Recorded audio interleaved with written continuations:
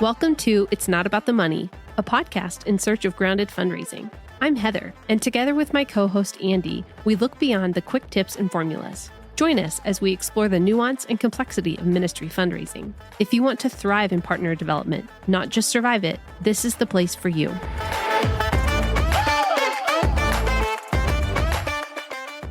Welcome back. Today we are going to be recapping the episode we had with Misty, episode 14, Fundraising from the Donor's Perspective. Andy, tell us about our recap guest. Absolutely. Today we are very fortunate to have with us Kate. She has been working 6 years for a global nonprofit, specifically, I guess you would say large donor management. Your title, I believe, is Advancement Development Manager. For someone who's not an insider, maybe explain what that means. Yeah, I think the best way to describe it is just that I get to hear the great stories about the things people are doing overseas and then share those with some of our partners on this side of the ocean. So some of that is in emails, some of that is in reports and proposals, and a lot of written communication. Occasionally I get to meet with people as well. Official storyteller. I like that. It's nice. We are so grateful that you have joined us to recap this episode. I guess to just kick us off, I'd love to know what fundraising experience you have personally, and then also how you felt this episode applies to the work that you do in cultivating partnerships with larger donors. Yeah, so I don't have a ton of personal fundraising experience, but I have fundraised for a couple of short-term trips to Central America and to North Africa. And interestingly, for the second trip, I was actually not a successful fundraiser. I didn't I didn't quite raise what I needed to go. This was when I was in college. But one of my teammates overraised, and so they decided to fill what I was lacking from their surplus. So that was just a really neat way to see that, I had done all the right things. I'd done probably the same things that he had done. That was just how the Lord chose to provide, and to show me that it's not really my efforts that get me where I need to go. So that was really kind of a humbling experience in some ways. Yeah. And a good lesson though. Yeah. Yeah. Would you say, just kind of based on the ways you tend to approach life, that it's a really good lesson for you to realize that it's not your effort? Oh, 100%. Yeah. 100%. I definitely tend towards the perfectionist, check all the boxes, double, triple, quadruple check, because it's all on my efforts, right? Yeah. Yeah. Very thorough in the way you do things. Yeah. I really love the Lord's kindness in disrupting our ability to do it on our own when we're generally pretty sufficient at that, Yeah. So very cool. Thank you for sharing that. So for the last probably almost over 10 years, I've been working for nonprofits. In the last 5 years, I've been working in this position where I get to tell stories for the organization, which is really fun. One of the things Misty said was that storytelling is a skill. And I would totally agree with that, because I actually was a language major, but not English. And so I took one English class in college. I used What language? French and Spanish minor. Okay. Yeah. And so I actually haven't taken much in the way of formal English training, formal writing since high school. But I love to read, and I read a lot. I usually read, a book or so a week. Not quite so much now that we have a 1-year-old, but Yeah. pre-baby, I would read about a book a week. So I like to read. I read nonfiction, fiction, kind of a smattering of everything. So I definitely would agree with her point about storytelling being a skill you can learn. And I would just say my biggest encouragement, if you want to be a good storyteller, listen to good stories and read good stories. Because then you just intuitively recognize a good story. I mean, we all know what kind of stories we like to hear, right? What kind of stories do we like to hear? Do we like to read? Well, that's kind of what you can learn from, So when you read a story, think about, why did I like that story? What did I like about it? Why was it interesting? And so then I think that can help form your own storytelling. So, and then of course there's tons of classes and books and all kinds of other resources for storytellers and becoming a better storyteller. But I definitely resonated with her point about it being a skill, to think about, and being a valuable skill, because if you're working overseas and you are living off of fundraising, you need to be able to communicate that, because otherwise you might be doing the most amazing work in the world, but nobody's going to really be inspired by that if you can't tell a story. Yeah. You know? Yeah. And take courage, listener, if you are in a similar position. If it doesn't come naturally to you, it doesn't always have to be that way. Right. Yeah. You can develop it. Yeah. Great. Yeah. And I'm always trying to become a better storyteller. And I'm always reading. I read a lot of newsletters and blogs and articles and listen to a lot of podcasts. Storytelling is a big kind of theme in the nonprofit world right now. And so I keep seeing a lot of resources about that. And so, I always want to become a better storyteller. I want to always tell our organization's story in a compelling way. Right now I'm working on our annual report, which is kind of a review of the whole past year. And so I'm thinking a lot about like, what is our story? Where do we fall in the bigger story? And how can I tell that in a compelling way? And so I'm not done yet. I'm still writing, but that's definitely the kind of things I've been thinking about lately. Very cool. Well, before we dive into the actual episode and the things that stood out, is there anything else just from what she put forward that you feel like applies really well to your role that you would want to share before we move on? Yeah, I loved what she said about knowing and being able to tell the company's story too. That, a big part of it is the credibility of the company that you go with, how that is an important aspect of a donor feeling confident giving to you. Because I thought, a lot of times I think it's easy to tell our personal story, and maybe we don't always think to tell our company's story too. And so I just thought that was really interesting because that is kind of more of my role is telling the company's story. That and also having an elevator pitch, a lot of probably communication is written, but if written isn't really your thing, or even if it is, also having 30-second or 1 minute kind of spiel that's off the cuff that you practiced, that if somebody says, hey, what do you do again? You can just give them a really quick synopsis of what you do. You don't have to tell them everything you do, but condense it down. And just being comfortable in different mediums, like if you like to do video, do video. If you like to write. If you like to talk one-to-one, there's a lot of options for how to tell your story. Do a podcast, do a voice memo, kind of be creative in the medium. Or, if you like to speak, talk to yourself and then write it down, take a voice memo and then write it down, kind of play off of your strengths. It's okay to talk to yourself. It's okay to talk to yourself. We all do it. Well, it's interesting. That first one that you mentioned, that also stuck out to me as I'm thinking through how I coach new people who are fundraising. And I was like, wow, that's an immediate action step for me. I need to reach out to our CFO to have him put together something that will explain like, what is the background of our company and what's connected to the way that we use finances and how we're accountable and how we're part of these different organizations that audit us and all these different kind of things, so that people can walk in really informed about who we are and how the leadership is, rather than just kind of, well, I work for this organization and, kind of stumbling. So yeah, I would say it's key to know how long your company's been around. Are their financials audited? Are they accredited by any kind of financial accountability institutions? And I mean, those are just key things that you should definitely have in your back pocket. Be ready to answer questions about that. And not that that's necessarily a deal breaker for everybody, but I think it gives everybody another level of confidence when they're thinking about giving to you. Yeah. So, Kate, I know that in your role, because you interact with major donors and foundations and maybe even boards, I'm imagining that they probably have some criteria of things they want to hear from you. And sometimes I think that can be communicated in a story. And sometimes I think that you have to kind of give specific data. So I guess, how do you hold the tension of communicating to what they desire to hear, but without feeling like you're just kind of in this position of feeding them the information they want, or crafting it or crafting it right? Like, telling the story truly and also speaking to very specific requests they might have. And not that those have to be mutually exclusive.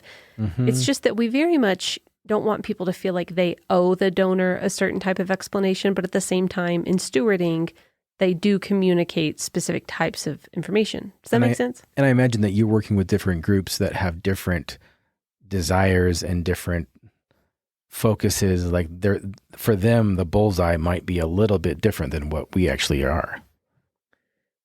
Yeah, absolutely. So some people come from like, let's say the engineering type background and they love numbers. They just love numbers and they're always going to love numbers. And so thankfully I have a really supportive leadership and we are perfectly willing to say, these are the things we count and these are the things we don't count. And we're not going to make up numbers. Right. You know, I would never make up a number for a donor, like never. But do think creatively. Like, I mean, maybe it would be worth, if you have a donor that really loves numbers, it might be worth for 1 week keeping track of how many times did you go to coffee with somebody? How many good conversations did you have? Just for 1 week, you know, not forever. But, you know, if you do have somebody that's really pushing for those numbers, say, I live organically. I don't, you know, not everything is just checking a box for me. So I don't always keep track of, you know, how many of us have a spreadsheet of our friends that we've shared with recently, right? Right. Yeah. In real life, like a lot of times that's what donors sometimes kind of push for a little bit is they want you to like have a daily planner where you keep track of every 15-minute block, right? Lawyers do that. Some people do that. But most of us don't live our lives like that. But, you know, maybe it would be a good exercise just for a short period of time, maybe just for a day even, you know, to keep track of like, this is how many hours I spend in class. If you're a teacher, I mean, a lot of the people I work with are in education overseas or, you know, or maybe you're, you know, in a hospital. This is how many patients I saw. You can think creatively about, you know, how can you describe your life in a way that is kind of comprehensible to a numbers-driven person, if that makes sense. Never make anything up, but do think through what could I share that would be compelling.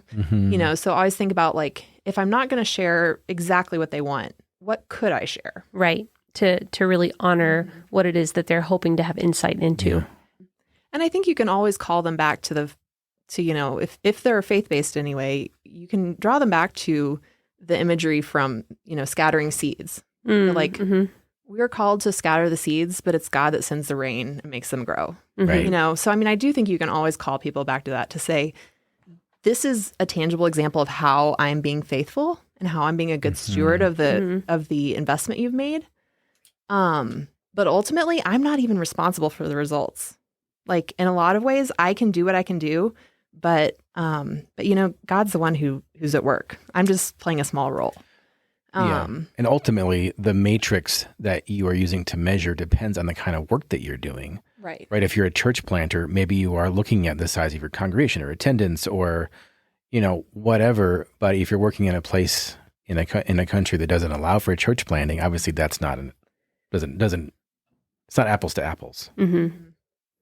Yeah, but what I hear you saying is just in approaching maybe the various ways that your partners might want to be hearing about what you're doing, you give thought to ways that not that you kind of conform to what they're asking of you, but that you think, okay, in faithfulness in everyday life, how could I share insight into the way they're particularly hoping to see? Yeah. Yeah, just recognizing that what they want is to know that you're being a good steward of their funds, right? So they might be asking very specific questions, but how can you honor the intent of those questions, even if they don't really fit with what you do exactly? That's fair. Yeah, that's helpful.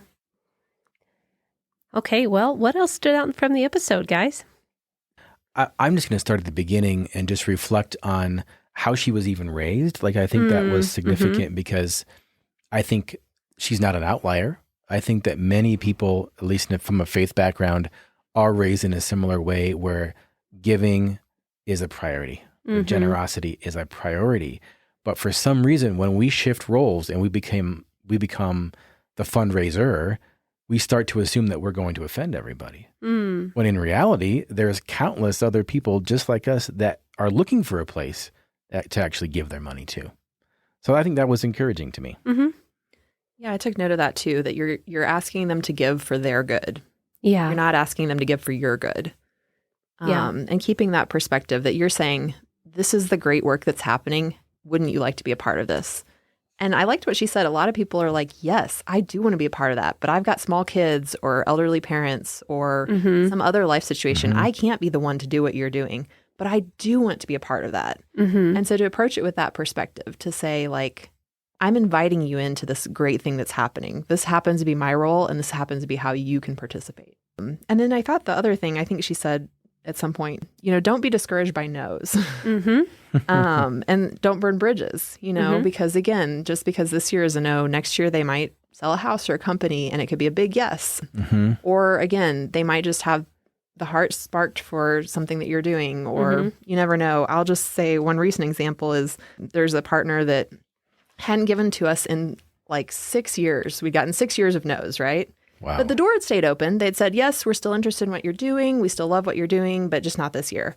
And so this year they they generously gave a gift. And I have to just confess that in my heart, I was like, why are we still sending them a proposal? Like, come on, it's been 6, this is like year 7. And I kept asking, like, are we bugging them? Do we want to keep going? Like, and they kept saying, some others who had a little more faith than I did kept saying, yeah, let's do one more year. And so to get that yes, it was kind of humbling to me to be like, okay, I do need to just trust that our responsibility is to ask. And sometimes they give, but if they're still open, keep asking. Keep those doors open. Don't burn those bridges. And until they say no, assume that you're not bugging them. Right. I think that's a safe kind of default position. Yeah, that's helpful. I'm curious. So in our discussion with Misty, we waded a little bit into the waters of kind of not thinking of what we do in fundraising as sales, but just recognizing that if sales is moving people, then how does that apply? And I thought that Misty had some really great examples just from her experience in the business world. And I really respected the way that she carries herself and the way that she does business. I really respected that she said that she doesn't set a specific number amount for herself of what she needs to reach. And she's like, always just look to the Lord for what he's going to provide. And he always has.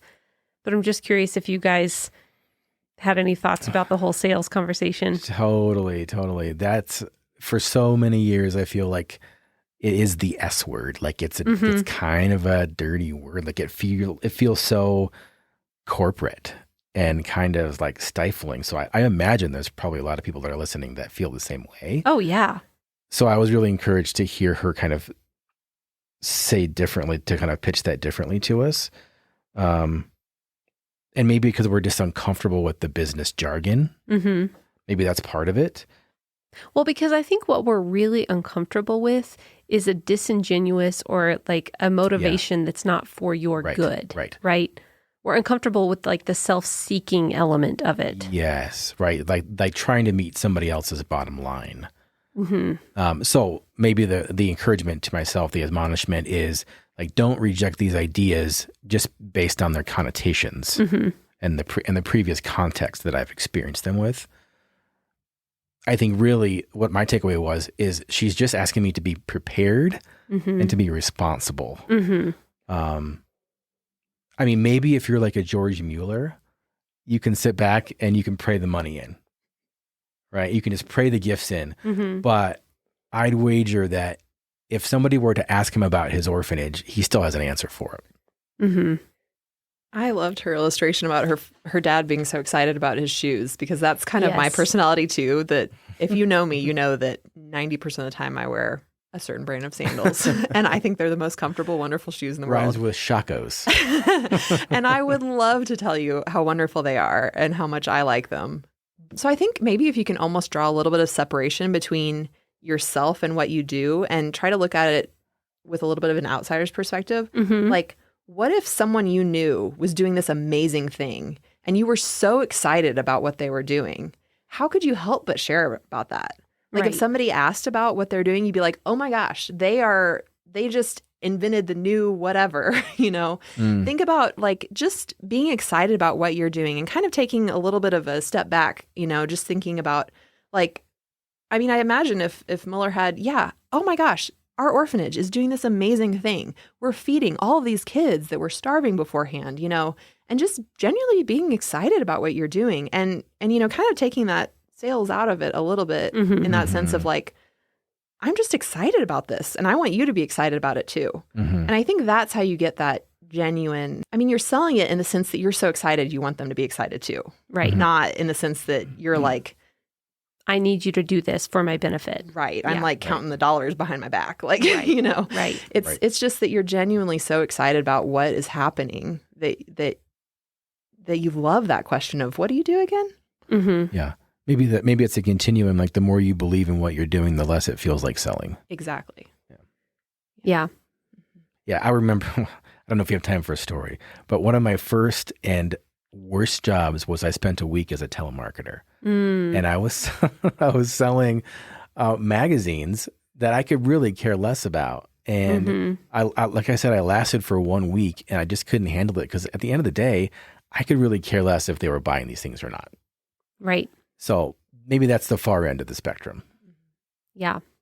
And I think this came up because I was reading a book or have read a book by Daniel Pink called To Sell is Human. Right. Yeah, you mentioned that. Yeah. And actually, it's not really about selling at all. It's more about just the humanity of moving others. And that's what you're doing with the story. You're moving others generally towards something, whether it's towards a specific feeling or towards a specific action. And so I think it can actually just be really refreshing to realize that in fundraising, it's just another extension of like how humanity moves others. It's not like this totally separate thing from the way we operate with each other in the world. Yeah, you can't convince somebody without giving them a vision. Yeah. For where they need to go or where you want to go. Yeah. Yeah.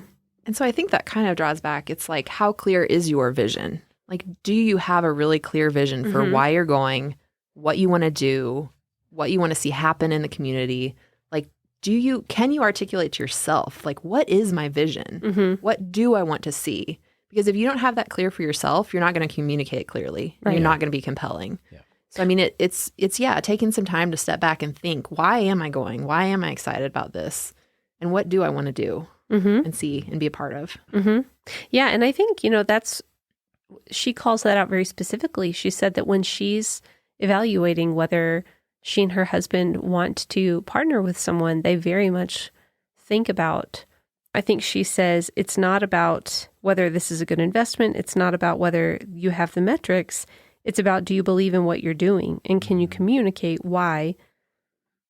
And she says she loves to invest in people when they're able to do those things. It stands out to me that it's important for us to know why it's significant that I'm doing this and why I'm doing it personally. And here's the way that I'm doing it. So to think through it in those terms, like asking yourselves those questions, I think that was helpful. And to communicate those things really clearly. Yeah, right. And I think that another thing that I would just throw out there is, once you're there, life can just seem daily, right? So you can be really excited about it. Yeah. But then you're like, okay, I've been here and it's just been, I've gotten up, I've done my work, I've gone to bed, like it's been kind of routine.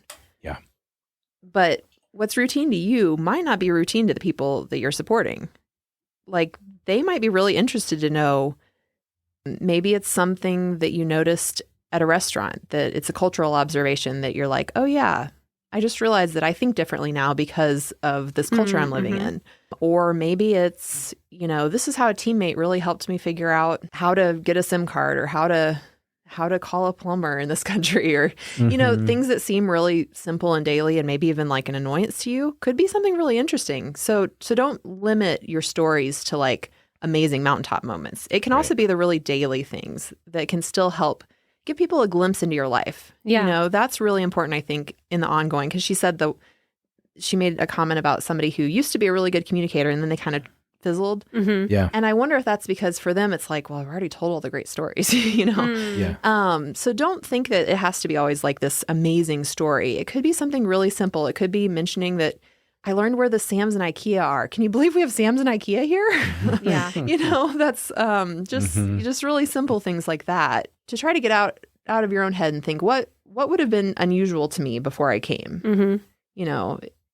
And just to be creative, but to communicate regularly, I guess, is my point with that. Yeah. That you want to be communicating regularly. And if you think, oh, I don't have any great stories, tell the stories you do have, and don't let it be 6 months and all of a sudden you realize you haven't talked to people in 6 months or a year.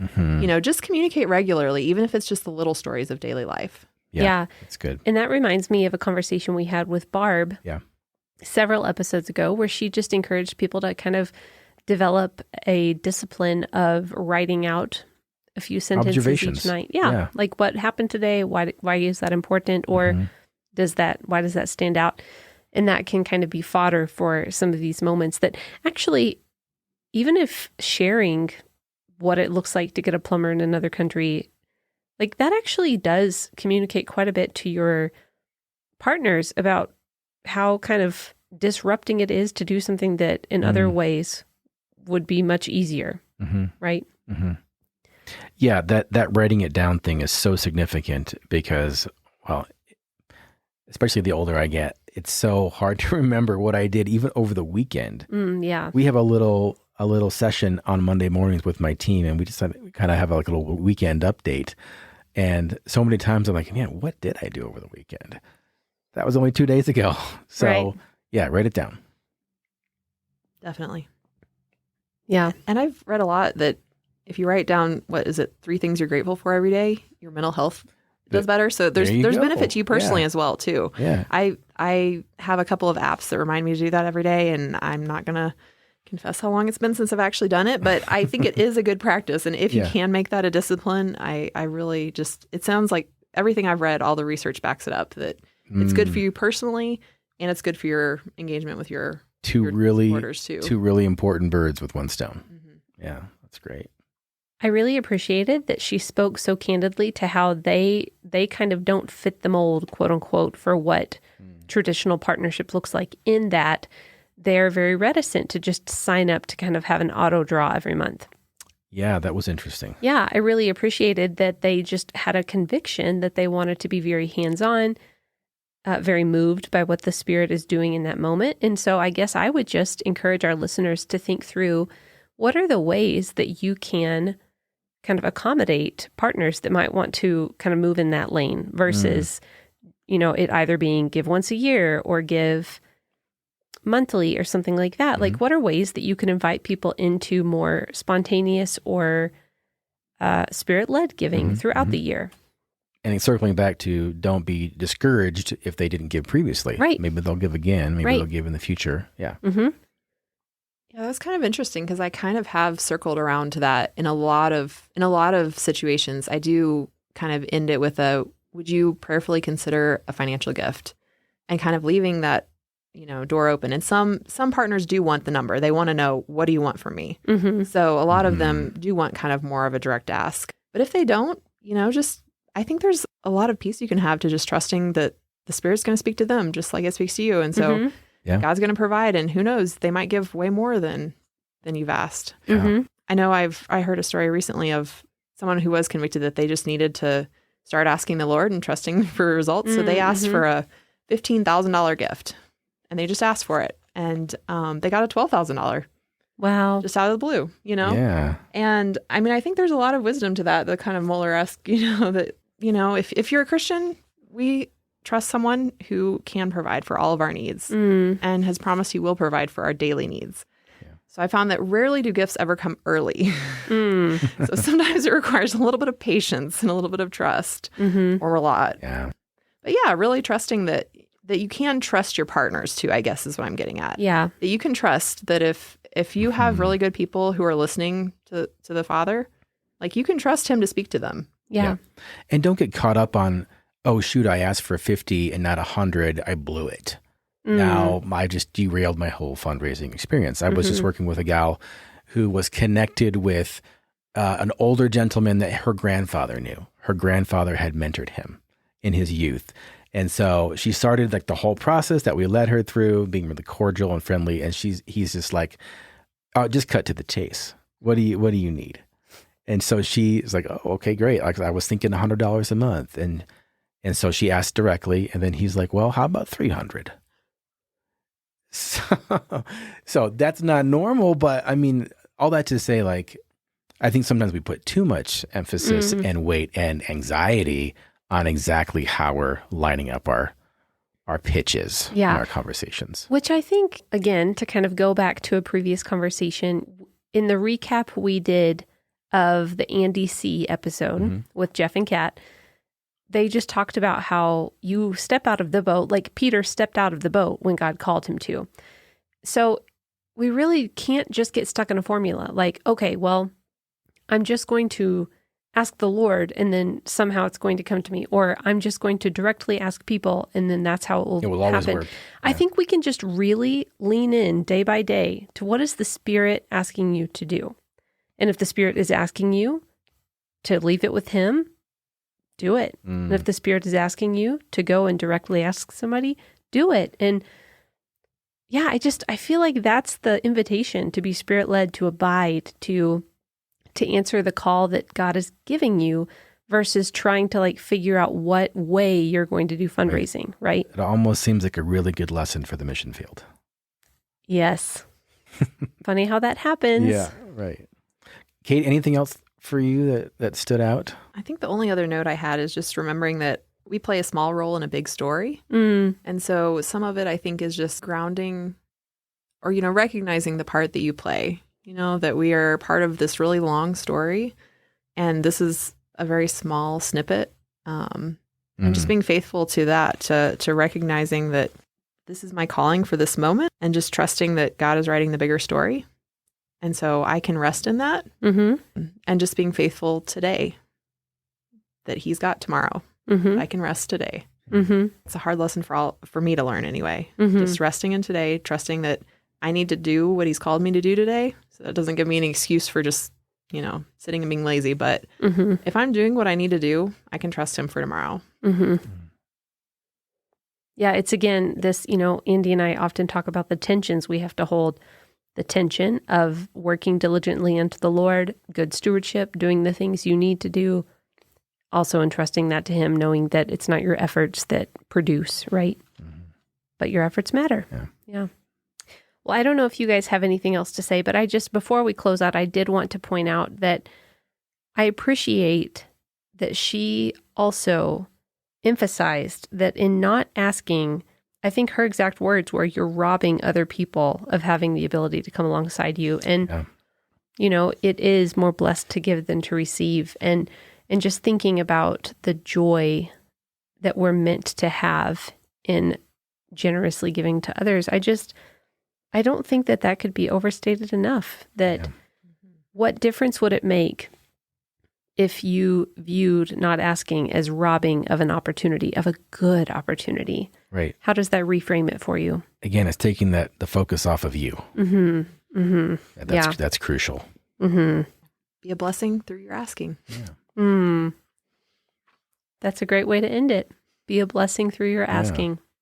Well, and as we end, Kate, you mentioned at the beginning about becoming a better storyteller. You mentioned like some podcasts. So I'm wondering if you have anything that like stands out to you, like what are some good resources that people can just kind of delve into, maybe that will encourage them, that will almost kind of start to rewire them as they're listening and how to be a better writer? Well, there are tons of good resources. And really, I would just say, find a podcast, find really any resource that you think is good storytelling. Just taking the time to think critically about why you like that. So, I mean, I'm a nerd and I have just a wide range of interests, but I love This Podcast Will Kill You. It's all about disease epidemiology, which is totally not my like field of study or anything I know anything about. But they are really good storytellers. And so I really enjoy learning about, and I am a nerd. So, I mean, like, well, full disclosure there.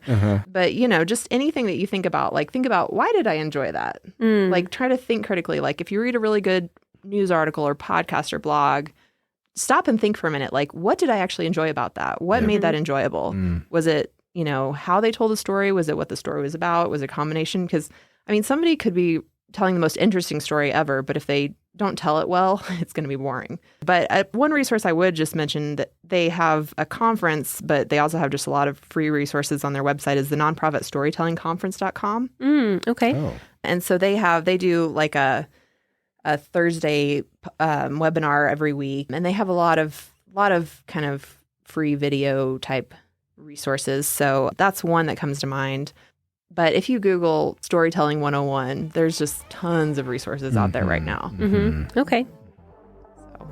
Great. Awesome. Thanks, Kate. Yeah, thank you. We'll see you guys next time.